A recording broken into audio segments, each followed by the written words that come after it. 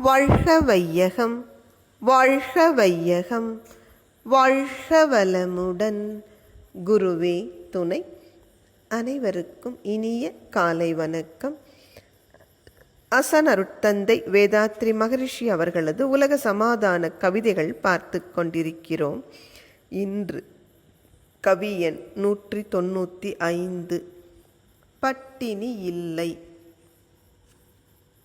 உடல் உள்ள நலம் அமைதிக்காக என்றே உணவு கொள்ளாமல் இருக்க நேரும்.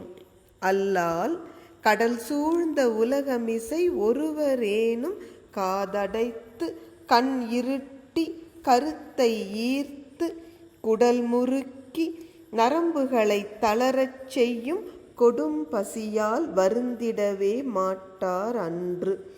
இடல் ஏற்றல் கடமை என்று அறிந்த யாவர் எங்கு எவர் பசித்திருக்க பார்ப்பார் கேட்பார்.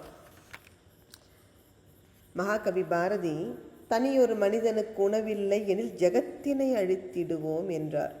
அதுபோல் அருட்தந்தை சொல்கிறாங்க, இந்த பசி துன்பம் என்பது ஒரு நாளும் இருக்காது. வள்ளல் பெருமான் இது பொறுக்க மாட்டாமல் தானே அந்த அணையா அடுப்பை வடலூரில் ஏற்றினார். இதனால் மகரிஷி பசியின் கொடுமையை அவர் அனுபவித்தவர்.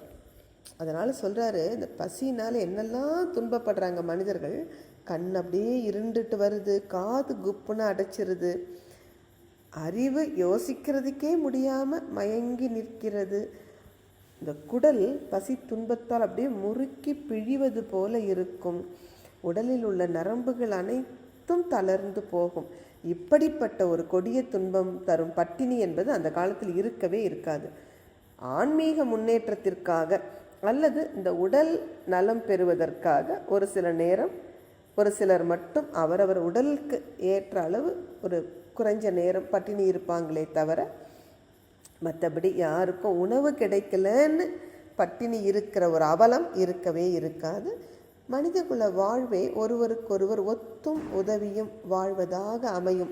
எனவே அந்த நாளில் யார் ஒருவரும் மற்றவர் பட்டினி கிடக்கிறார் என்பதை கேட்கவோ பார்க்கவோ மாட்டவே மாட்டாங்க.